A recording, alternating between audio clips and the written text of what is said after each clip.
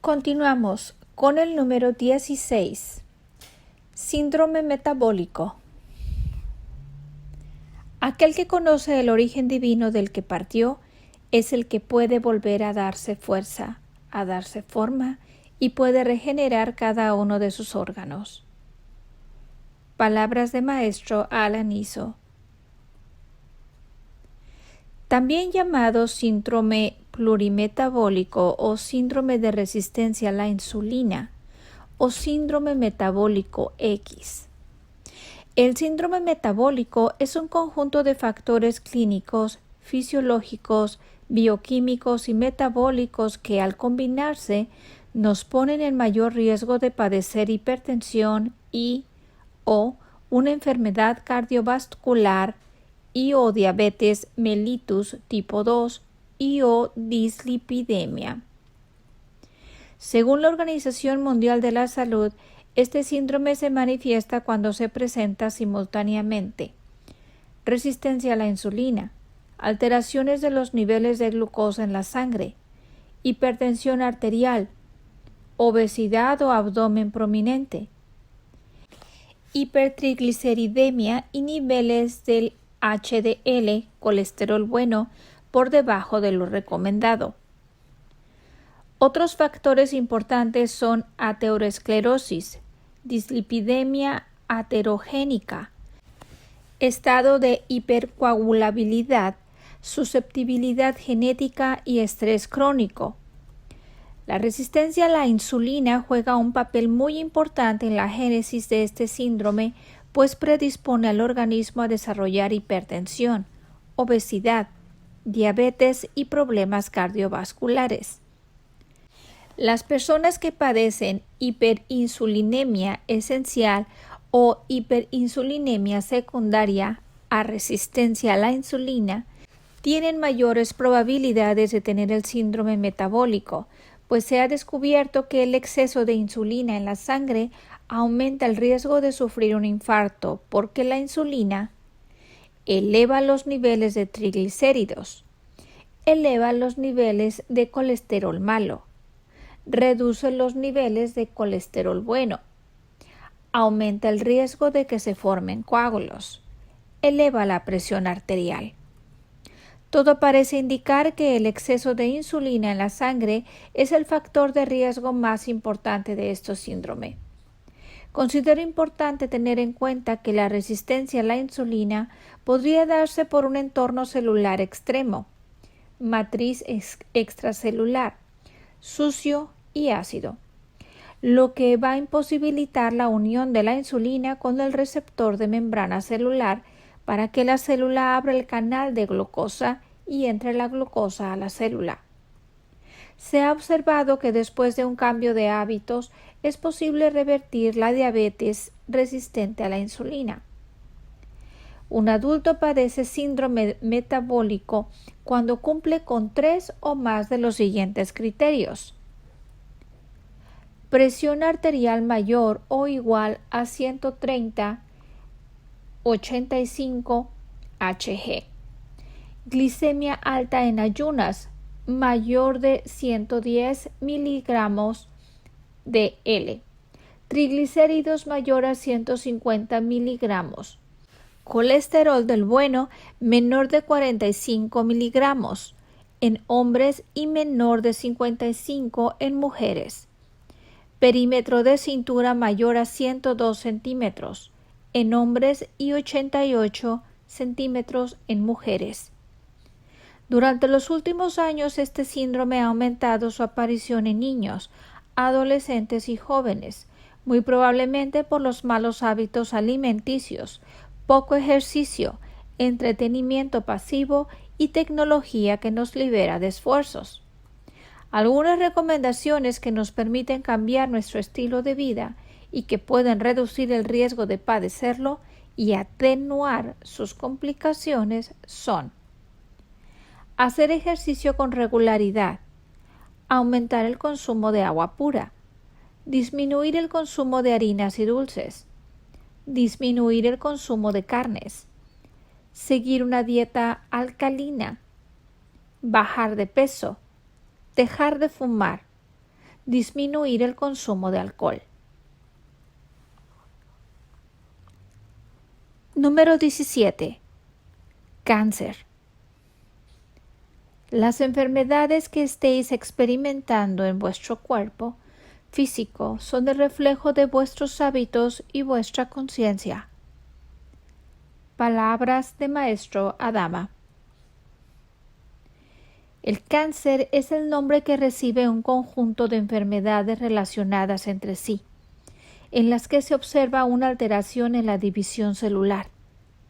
Se puede originar en cualquier parte del cuerpo.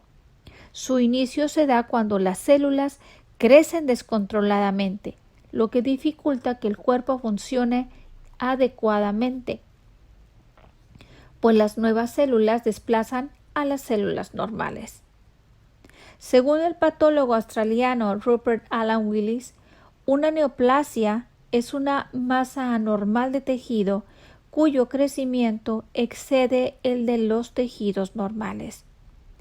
Esta masa carece de finalidad, es prácticamente autónoma y puede diseminarse a otros tejidos circundantes.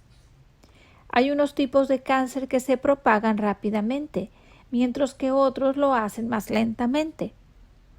Generalmente los pacientes con algún tipo de cáncer vienen de un proceso de acidosis e inflamación crónica de muchos años de evolución, generado por hábitos que intoxican el organismo. Esto aunado a un cuerpo emocional herido, donde reside un profundo resentimiento desde hace muchos años, una envidia recalcitrante, un trauma vivido en soledad o un vacío existencial, entre otros, nos ofrecen la alquimia precisa para la creación de una patología de estas dimensiones. He observado en algunos pacientes con cáncer un deseo interno e inconsciente de morir por una profunda sensación de minusvalía o por no querer afrontar una situación difícil. Tienen una preocupación excesiva de lo que puedan pensar los demás. Viven desconectados de sí mismos y hacen cosas que no quieren hacer.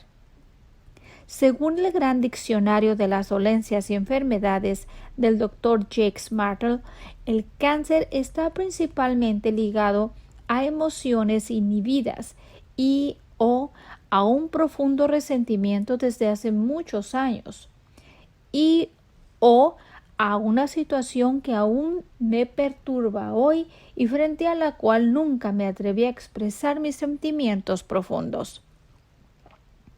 Explica que, aunque puede ser generado rápidamente después de una pérdida de empleo o un divorcio, habitualmente es el resultado de varios años de conflicto interior, culpabilidad, heridas, penas, rencores, odios, confusión y tensión. Según el Dr. Reich Gierhammer, padre de la Universidad de Medicina Germánica, el cáncer es el desarrollo de células especializadas procedentes de un programa especial emitido por el cerebro en respuesta a un exceso de estrés psicológico. Explica que aquello que llamamos enfermedad es un acontecimiento lógico y razonable, un programa especial de la naturaleza que ataca en los lugares donde la función vital fue perturbada por un shock emocional inesperado, extremadamente agudo, vivido con sentimiento de aislamiento que se produce casi al mismo tiempo en los niveles psíquico, cerebral y orgánico. Una vez el conflicto interno es descubierto y resuelto por acción o superación, el programa desaparece porque ya cumplió su objetivo. O sea que lo que llevamos enfermedad se cura. La biodescodificación del cáncer, según el psicólogo y terapeuta belga Dr. Leon Renner, autor del libro El cáncer domesticado, se basa en el análisis y resolución de los conflictos biológicos que experimentan las personas en el momento en que se inicia la enfermedad. La Sociedad Española de Oncología Médica, SEOM, en su artículo La alimentación en la génesis y prevención del cáncer nos dice: los datos disponibles en la actualidad sugieren que aspectos relacionados con la dieta causan alrededor de la tercera parte de todas las muertes de cáncer.